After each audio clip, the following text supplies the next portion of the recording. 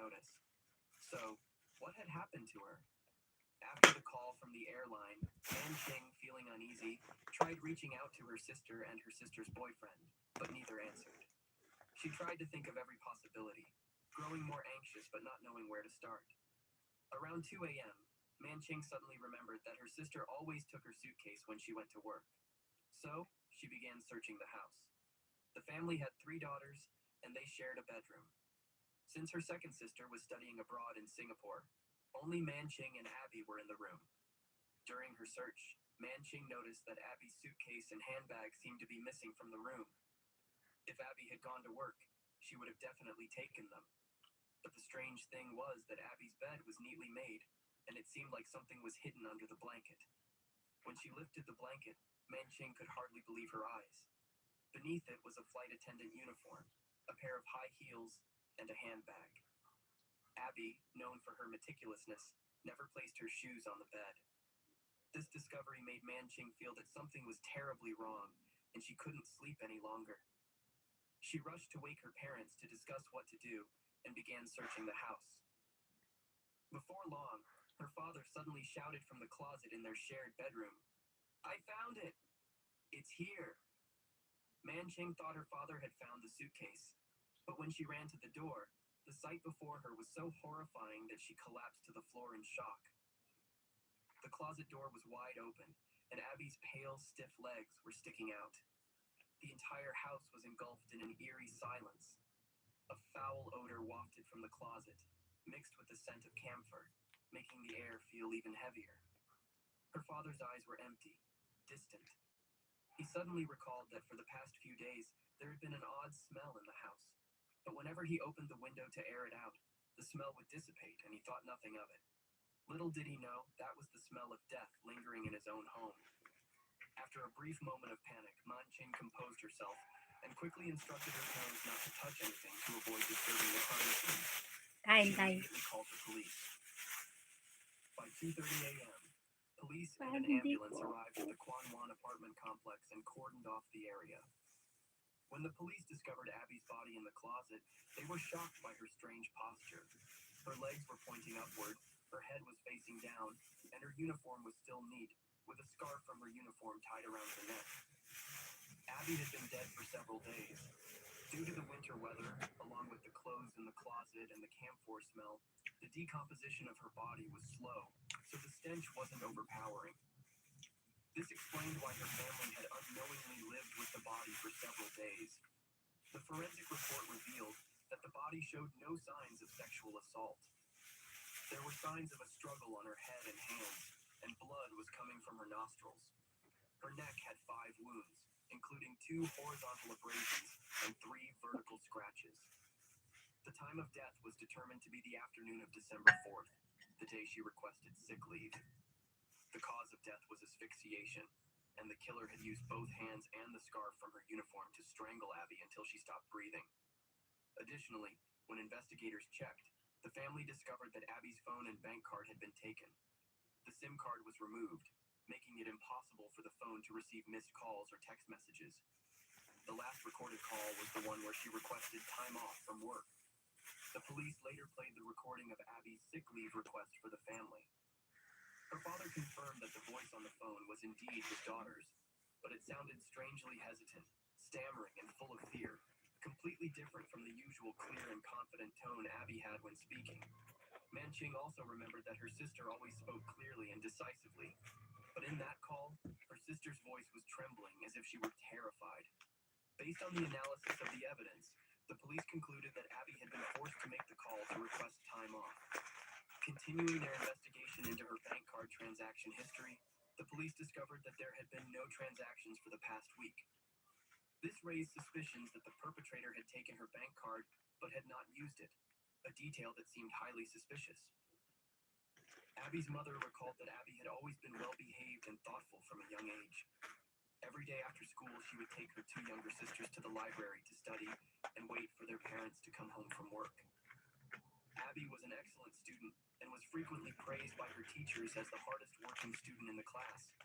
Although the family was not wealthy, Abby excelled in her studies and gained admission to the prestigious Chinese University of Hong Kong. one of the most respected universities in Hong Kong. The day she received her acceptance letter, the whole family celebrated with a meal, roasting a chicken to mark the occasion. However, Abby gave most of her portion to her younger sisters, unwilling to eat her share. When she went to university, Abby juggled both studying and working part-time to support her family. During the day, she focused on her studies, and in the evenings, she worked at a cafe. Every penny she earned was used to help her parents. She was always considered the most thoughtful daughter by her family, admired by her friends for her diligence and intelligence. To her neighbors, Abby was the perfect girl, rarely in conflict with anyone. Yet the unthinkable happened. She was brutally murdered. According to the investigation, Abby's parents typically returned home after 7 p.m. Her younger sister, Man Ching, worked at a bar and didn't come home until early in the morning. It seemed that the perpetrator was well aware of the family's schedule and chose a time when only Abby would be home to carry out the crime. This suggested that the killer was very familiar with the family's routines. On the morning of December 9th, 5 days after the incident, Abby's parents found her work suitcase on top of the wardrobe in their bedroom. The perpetrator's actions were clearly meant to create a false crime scene, making it appear as if Abby had gone to work. At the crime scene, there were no signs of a struggle or forced entry, which led the family to miss any red flags. This indicated that the perpetrator was likely someone familiar to Abby. The police suspected that the killer had a close relationship with her, and they began investigating Abby's personal connections. Immediately, Abby's boyfriend, Wu Kung, became a suspect. Man Ching tried to reach him, but was unsuccessful. Abby and Kung had only met a little over a month before the incident occurred. Kyung, 30 years old, was a business executive based in Shenzhen. He had studied in the UK and, after graduating, worked for an electronics company, commuting between Hong Kong and Shenzhen nearly every day. In September 2013, during a cruise, he happened to meet Abby, and when he found out she was a flight attendant, he jokingly said he wanted to experience her services. A few days later, Abby had a flight to Beijing, and she invited Kyung to join her. Their relationship progressed quickly, and by December 2nd, they officially became a couple. Abby frequently expressed her affection for Kyung on Facebook, calling him her angel, who brought good things into her life. However, when the police began searching for Kyung, he voluntarily went to the police station and denied any involvement in Abby's death. He claimed that the last time he saw her was on December 1st, 3 days before Abby requested time off. They had kept in touch through text messages, and the last conversation between them occurred around noon on the day of the incident. In that conversation, Abby had sent him a picture and asked for his opinion on how she looked. Kyung stated that, according to Abby's flight schedule, she was supposed to return to Hong Kong by 10:30 p.m. on December 4th. Around 11:30 p.m. that night, he sent her a message asking if she had arrived home, but after that, he completely lost contact with her. He received no replies to his messages or phone calls. Kyung assumed she was just tired and didn't think much of it. Kyung explained that the reason he couldn't be reached was that he had gone camping with friends in the mountains, an area with no cell phone signal. It was only when he returned home that his friends informed him of Abby's death. They also told him that the police were looking for him, so when he heard the news, he rushed to the police station to clarify everything. He was very cooperative with the investigation and appeared deeply saddened. Although he had only known Abby for a short time, he claimed they were very compatible. Abby was an easygoing girl who loved her family very much. The police continued their investigation and discovered that, on the day of the incident, Kyung was not in Hong Kong but in Shenzhen. Additionally, there was no clear motive for him to be involved in the crime. As a result, Kyung was cleared from the list of suspects. But if Kyung wasn't the perpetrator, then who could be? Abby had never had any conflicts with her colleagues, and most of her close friends hadn't seen her since December 3rd. Her family also had no reason to commit the crime. The Quan Wan residential complex where Abby lived had a good security system. After reviewing the security camera footage, the police identified a suspicious man. Around 1:50 p.m. on the day of the incident, this man entered the complex and appeared to be very familiar with the area. He then stood in front of Abby's apartment, walking back and forth. About 40 minutes later, as Abby was putting on her uniform and preparing to wheel her suitcase out for work, the man rushed toward her, grabbed her by the shoulder, pushed her inside, and slammed the door shut. At 3 p.m., Abby made a phone call to request time off, seemingly under duress from the man. At 5:17 p.m., the man hurriedly left the building, and Abby no longer appeared on the security cameras. After reviewing the footage, Man Ching recognized the man as Mak Chun Yin, her sister's ex-boyfriend, with whom she had broken up a year prior. Chun Yin, 26, was a second-generation rich man from Shenzhen. His father owned a transport company specializing in shipping goods between Hong Kong and mainland China, and the family was very wealthy. When he was 6 years old, Chun Yin moved to Hong Kong with his family. He studied at St. John's Ambulance Academy in Hong Kong, where he gained basic medical knowledge, but failed the final exam and did not receive his certification. Afterward, he became disheartened and neglected his studies, which led to a significant decline in his academic performance. Although his father wanted to send him abroad for further studies, Chun Yin preferred to experience life on his own by working. However, he encountered multiple failures in his career, trying his hand at various jobs, from working at a financial company to being a real estate agent. At the time of the incident, he was unemployed. According to his friends, Chun Yin was always eager to boast about his lifestyle and romantic experiences. He frequently flaunted his family's wealth, dressing in designer clothes from head to toe whenever he went out. When hanging out with friends, he was always the one to pick up the tab, but when he ran out of money, he would borrow from others. Chun Yin also had a passion for basketball, and every Thursday, he would participate in a fixed-hour practice at a familiar location, never missing a session. His relationship with Abby began simply. One day in November, Chun Yin attended a friend's gathering at a bar in Lan Kwai Fong, where he coincidentally met Abby, who had come to pick up her younger sister Man Ching from work. He was immediately attracted to her and took the initiative to introduce himself. After that, Chun Yin relentlessly pursued Abby, giving her roses every day and expressing his infatuation. Abby, moved by his gestures, agreed to date him. To everyone, they appeared to be a happy couple. Chun Yin not only bought Abby many designer items, but also took her on trips. On social media, he frequently boasted about their relationship and occasionally mentioned Abby's hard work.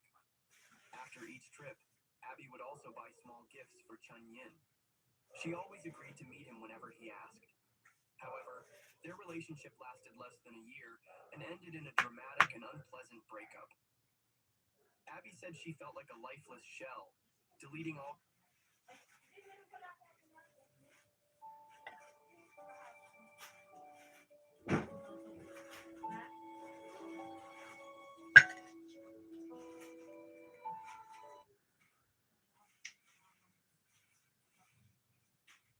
Hi, good morning. Kumain. All contacts and blocking all of Chun Yin's accounts. However, he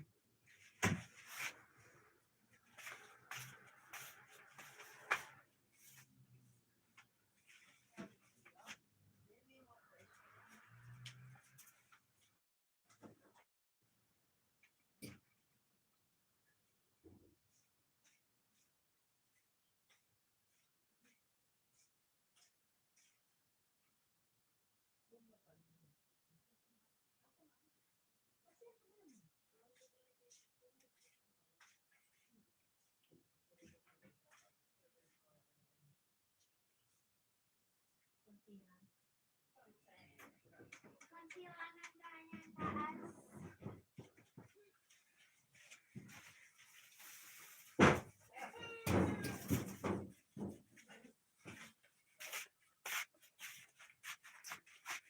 Aray ko, kunti lang.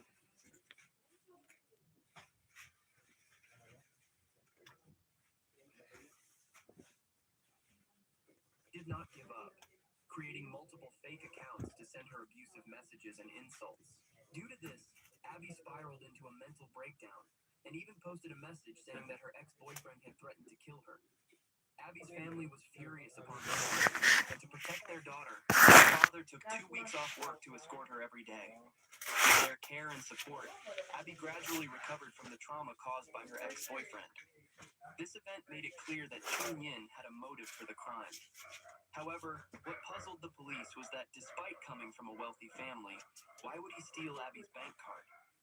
After reviewing the security footage, the police discovered that after leaving the apartment complex, Chun Yin stopped in front of a mirror to adjust his hair before heading straight to a nearby ATM.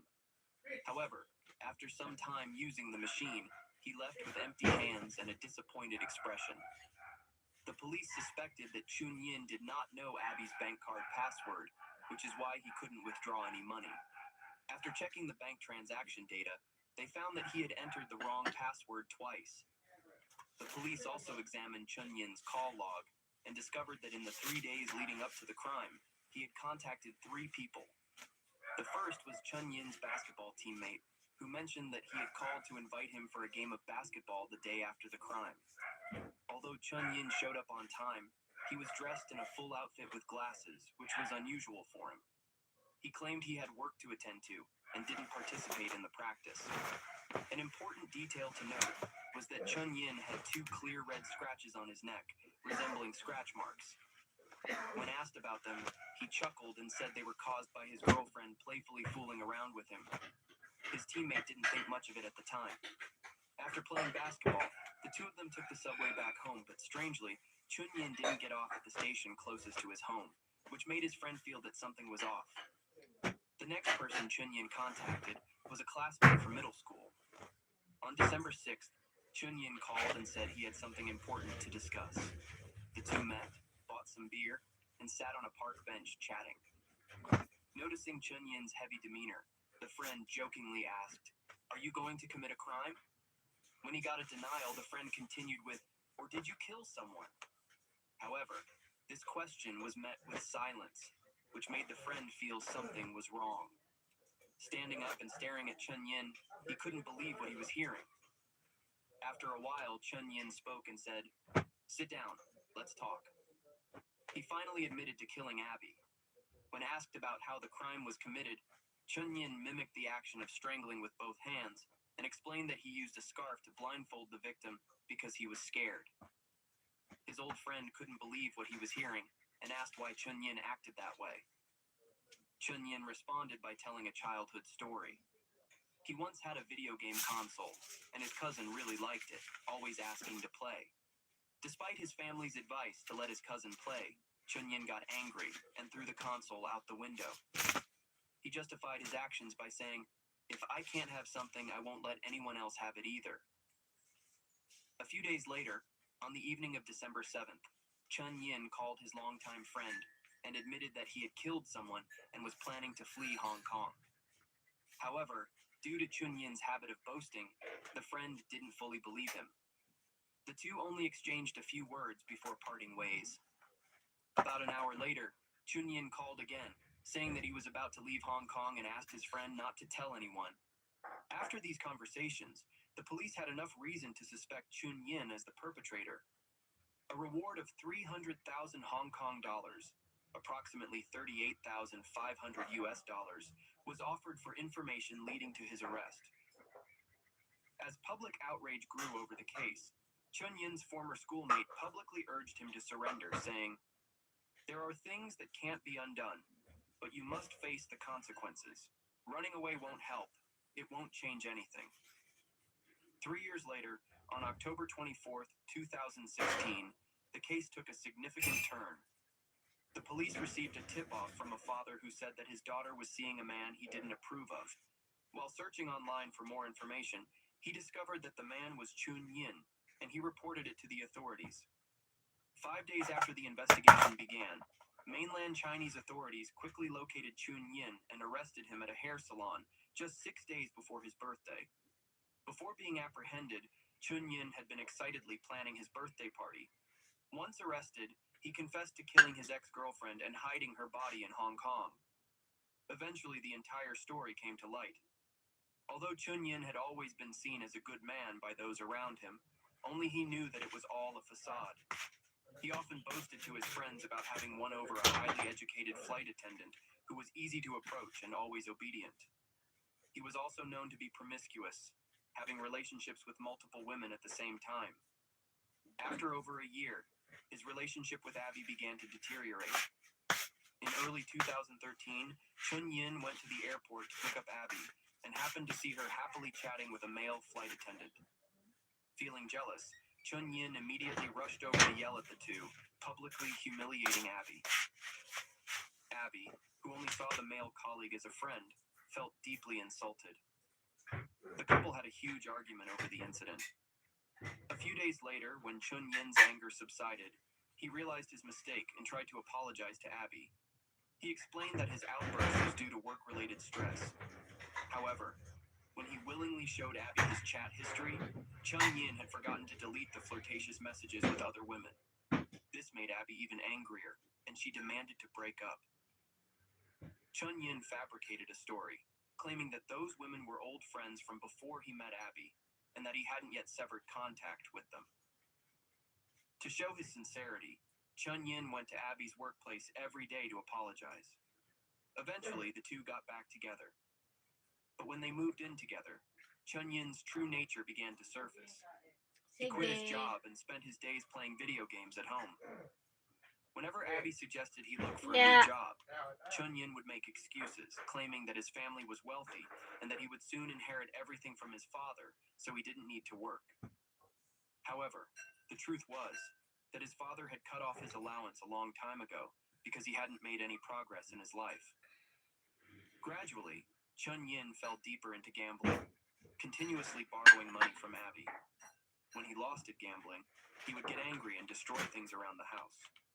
In just half a month, Chun-Yin had accumulated debts totaling hundreds of thousands of Hong Kong dollars.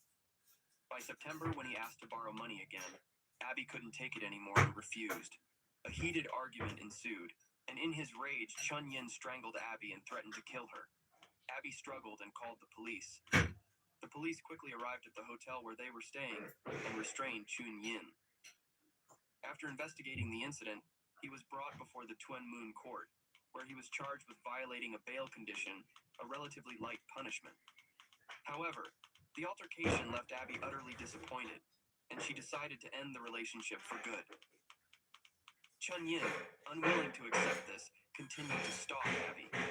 When he found out she had a new boyfriend, he called her, asking to get back together, but Abby completely ignored him.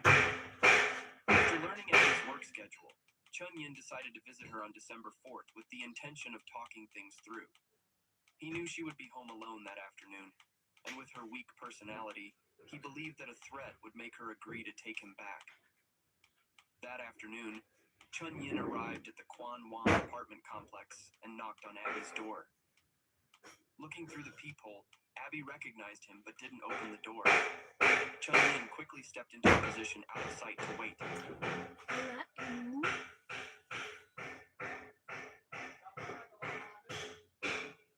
Make babies with me.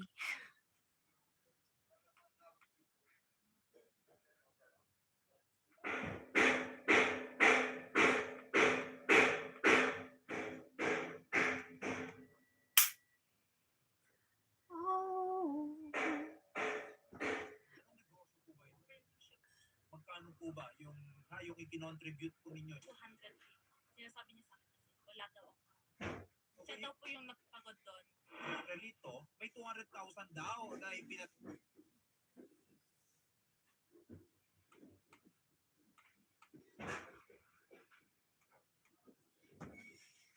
Okay, laundry time na.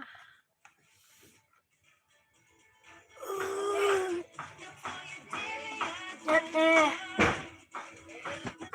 Yeah! Sige!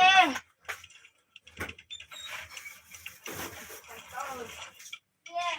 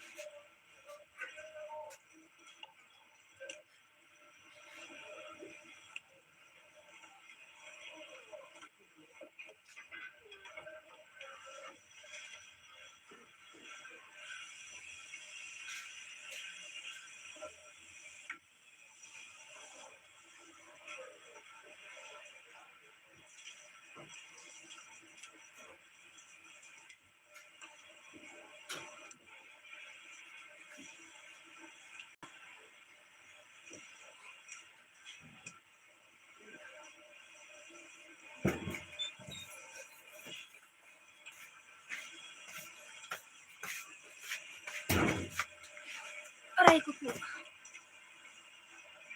Ah,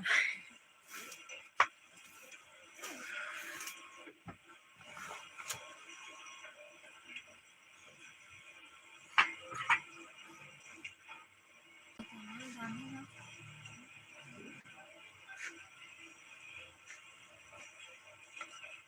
May collection.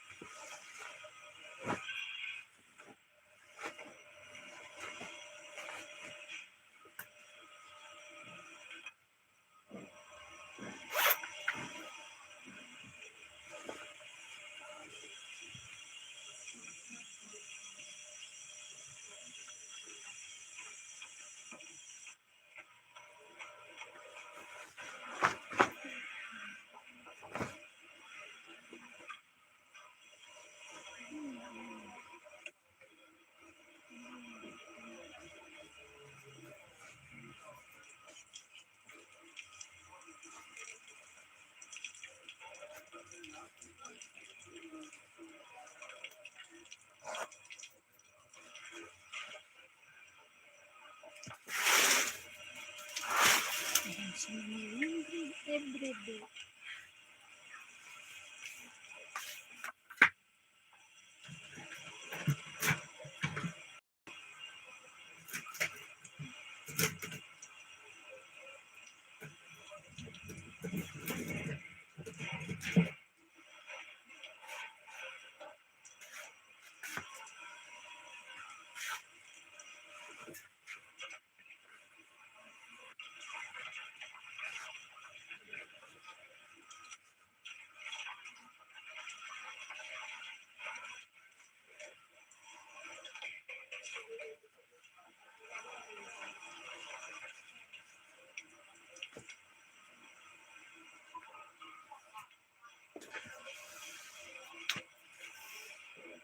You can iron that one later. Again.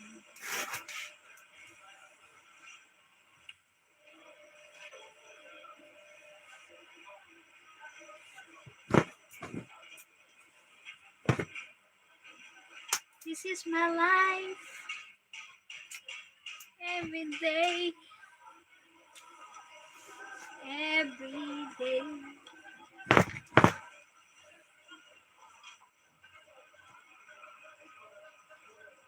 The story of my life. Sushi.